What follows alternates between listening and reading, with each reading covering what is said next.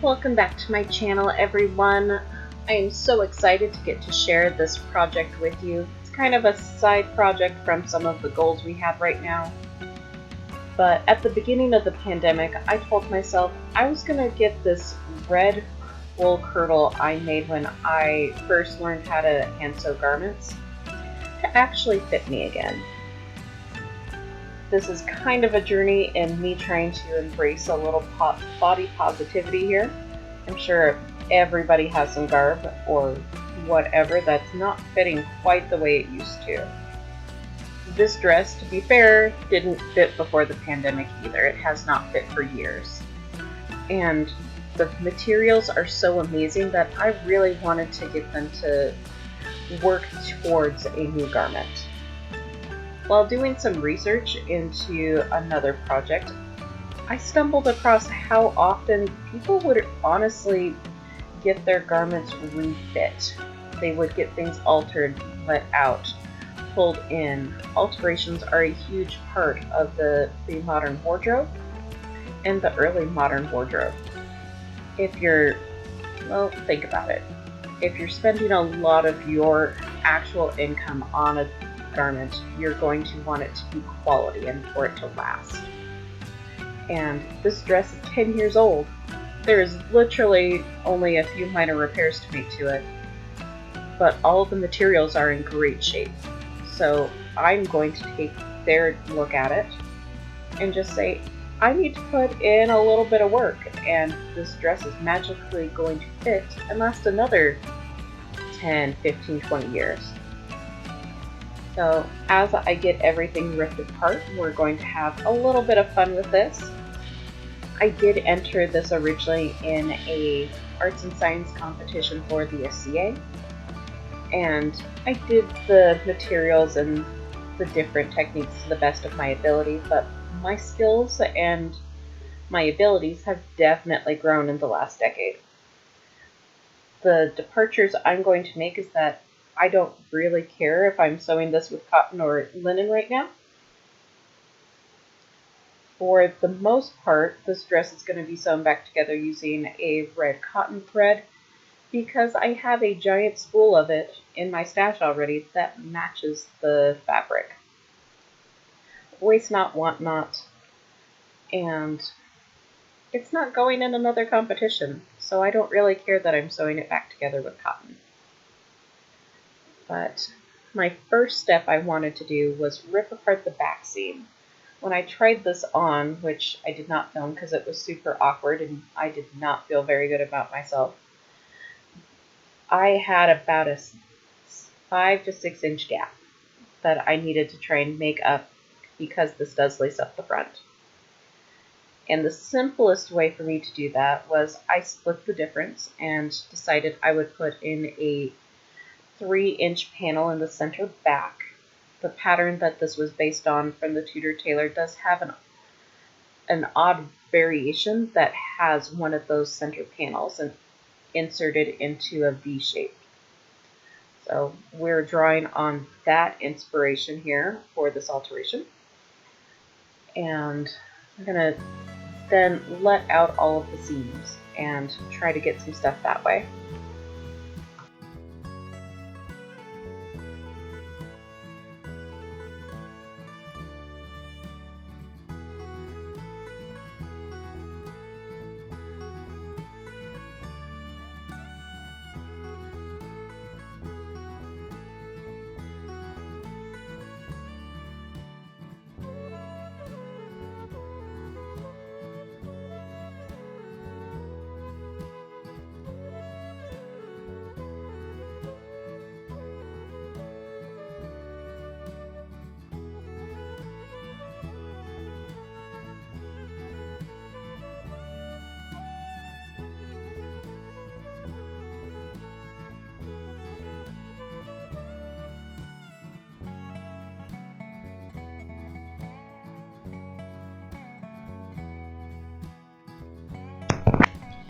So you're going to find in the card up here a link to the tutorial that I've released on how to sew your eyelets with these reinforcement metal rings inside that you see in Eleanor of Toledo's funerary dress, it makes your eyelets super sturdy so they're not going to rip out, especially if you're doing supportive garments like these.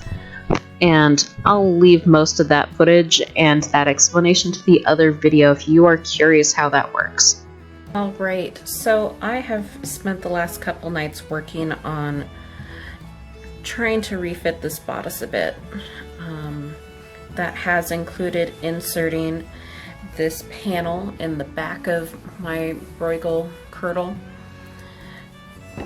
I had enough of the old fabric that I could just make a panel to let this out in this middle back, but I didn't have any more of the linen I used for lining. I mean, the dress is 10 years old, so I'm not shocked there, but I thought this was really cool where you could see the progress I had made with some of my very first hand stitches on a garment versus where I'm at today, 10 years down the road.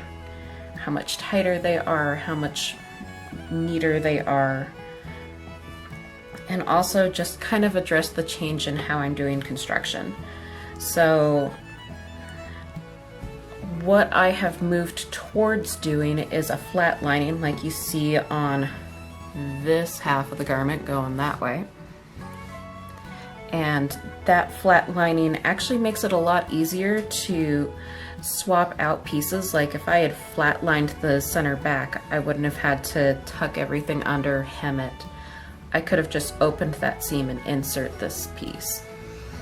So for your garments, if you're doing a flat lining like this and you butt and whip your edges together like I've done on this side, instead of bag lining it, which is a very modern technique that I learned doing machine sewing, flipping it inside out and stitching it together. If you do this, you're going to have the layers working in opposition of each other a little bit more. You're more likely to have stuff bouncing out and seeing the lining, so having the color match might be more important. As compared to this side where it's been flat lined and I actually butted the edges together and whipped it together, the lining is a lot less likely to poke out. And hi dog. Anyway, the lining's a lot less likely to poke out when it's been flat lined like this. It also means if you have a seam fail, because I have had one of these seams fail. I mean, it's the first time I ever hand sewed a dress. This is everyone's shocked face, right? But you're more likely to have the thread pop and have to just restitch a seam.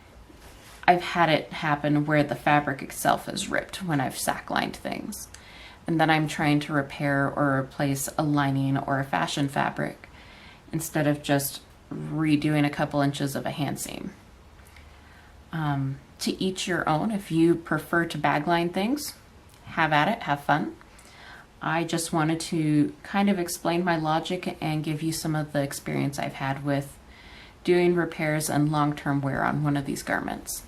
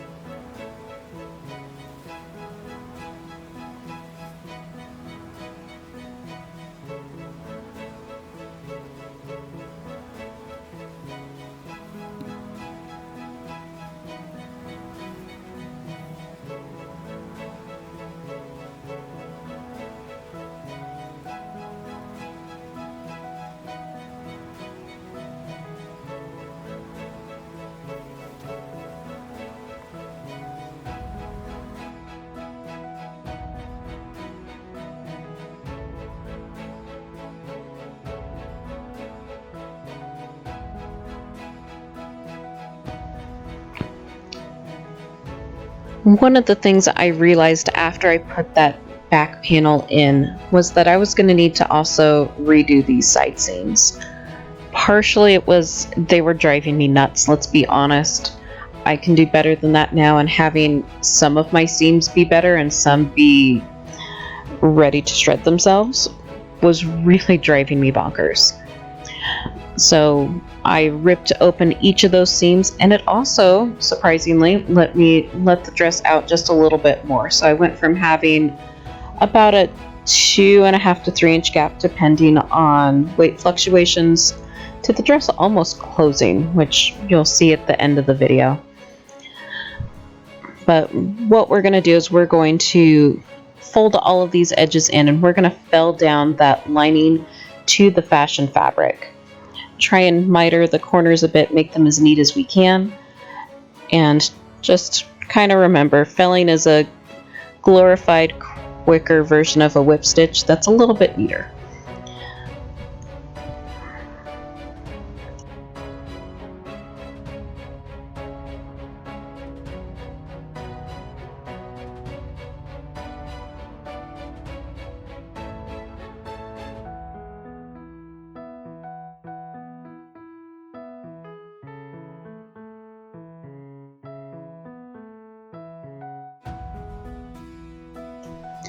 After you've filled down the lining to your fashion fabric for your flat lining, you can then go back in and start putting the pieces together. This is what I mean by butting the pieces together.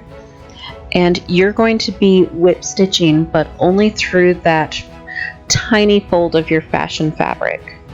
This is going to give you the smallest seam allowance possible, basically, while still maintaining the strength of the seam.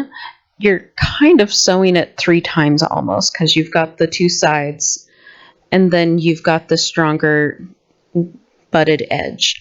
I do choose to double my threads when I butt my edges, but you could just do a single thread if you're doing the felling stitches to attach your lining to that fashion fabric. Again, it's whatever makes you happy at the end of the day. You're getting to watch me use thread that is way too long as I'm watching my recordings of myself. So, good job, past Meredith. We're going to learn from this.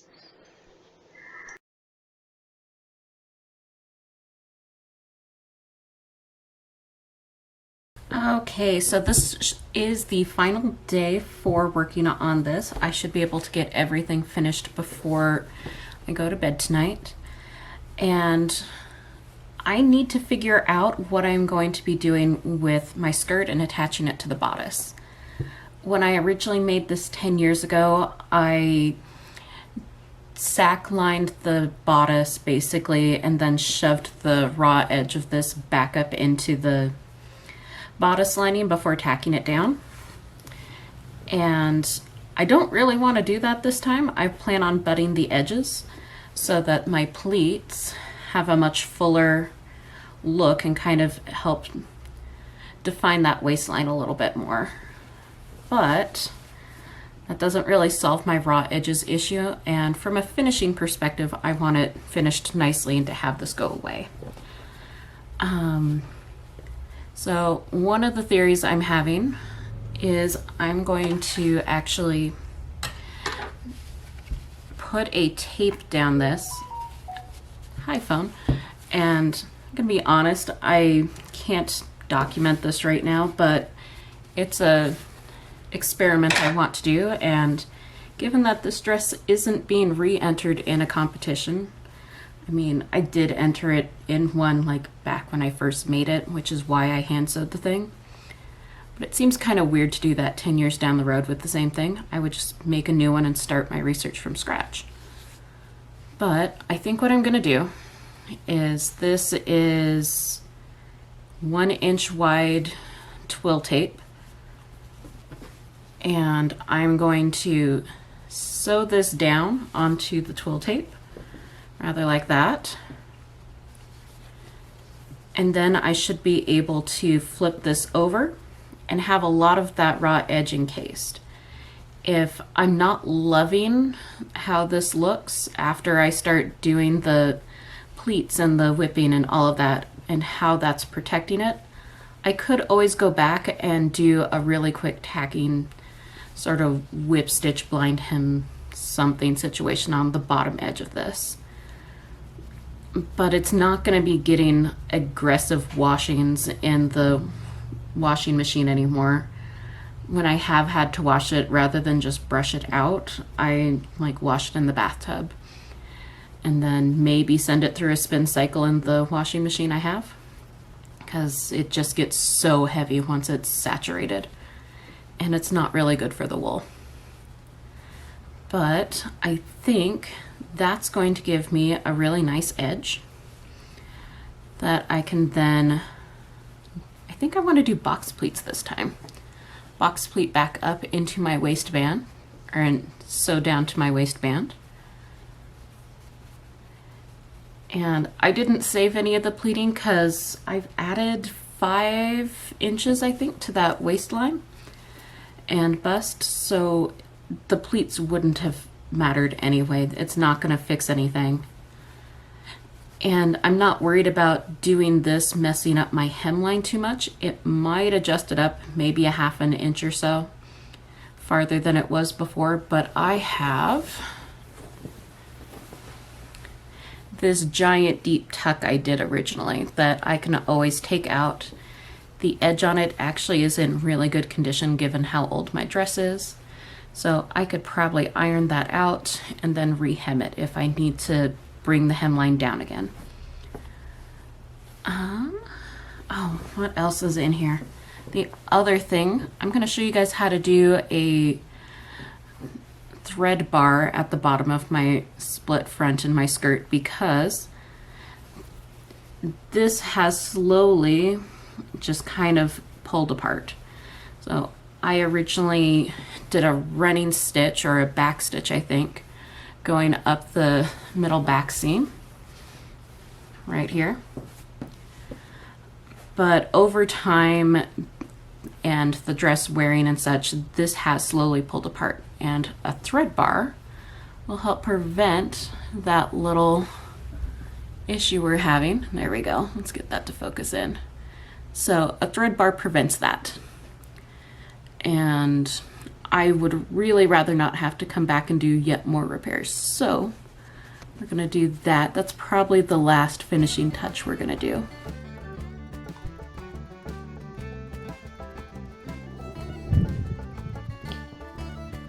The nice thing about this particular stage was it was super easy for me to do while I was watching some TV.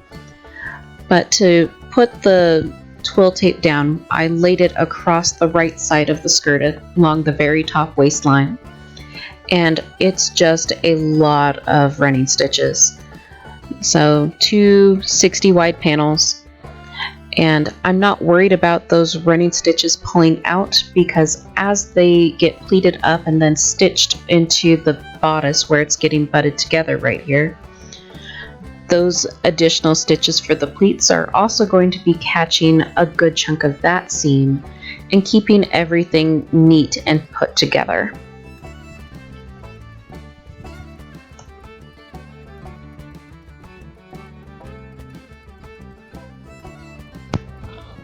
If you've watched my very first video about how I do my cartridge pleats, you're going to find this process is very similar to how I do those pleats as well.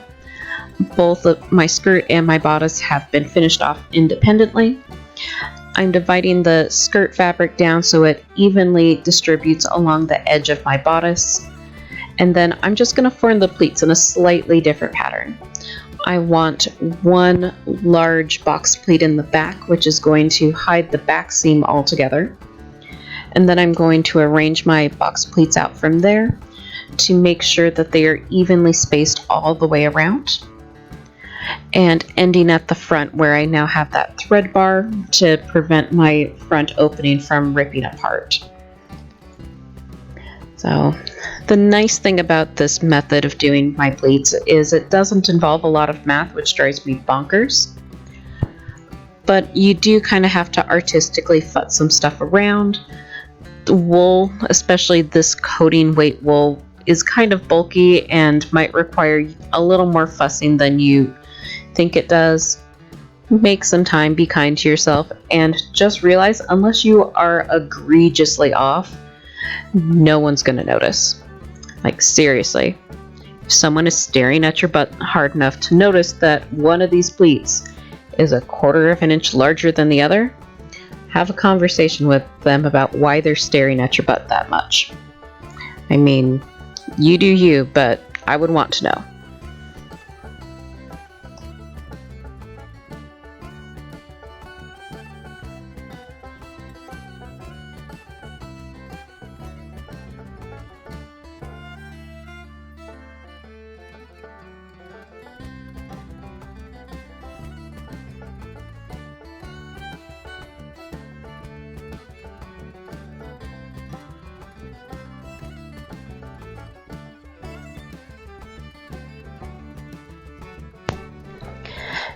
Now that I'm all done getting the pleats evenly spaced around the waistline of my skirt and my bodice put together, I'm going to start stitching the butted edges of these skirts together.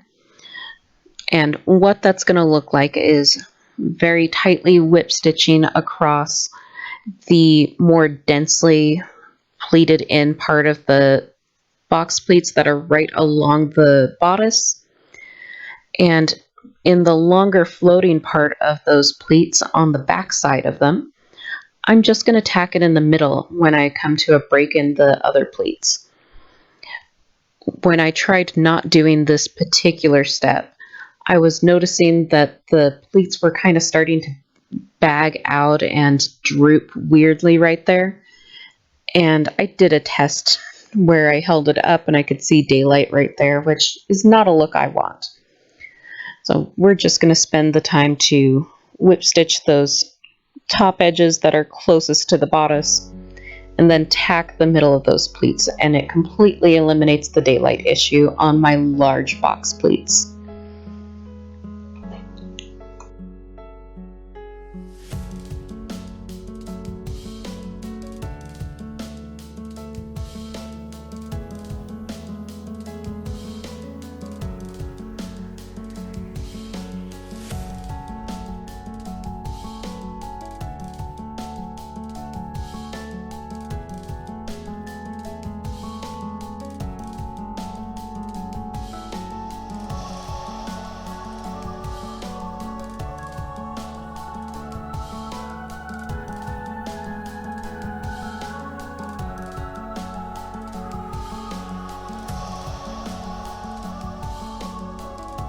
To finish up the last little thread bar, I actually decided I wanted to use some embroidery floss that I have in a color that matches my kirtle. It's cotton, rather like the sewing thread I've been using, but the color matches just perfect. So I split this into 3 strands, and I'm now going to wax it, tie a knot, and we're going to do a quick little tutorial on how to do thread bars. First, I'm going to go through the seam and anchor that knot in the back of that seam and stitch back and forth between the 2 pieces of fabric that are going to have that gap. I don't want to pull it completely tight. I usually just kind of put my index finger in between the 2 and use that to hold the space with those threads floating that I want. Once I've gone back and forth maybe 4 times, 5 times, I'm going to do a buttonhole stitch around that gap of thread that I've just created. This is going to reinforce this, keep the threads that are now creating that crossbar together and intact.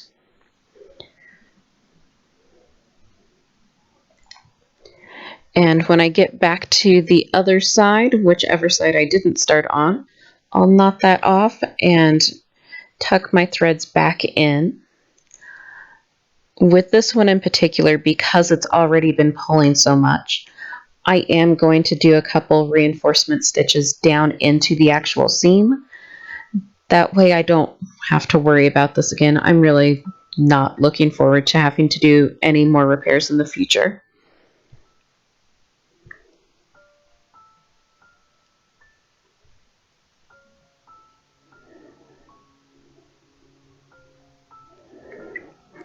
And we're done. Take a look at this awesome little thread bar. If you're not doing these on your skirts or your sleeves, I would recommend it.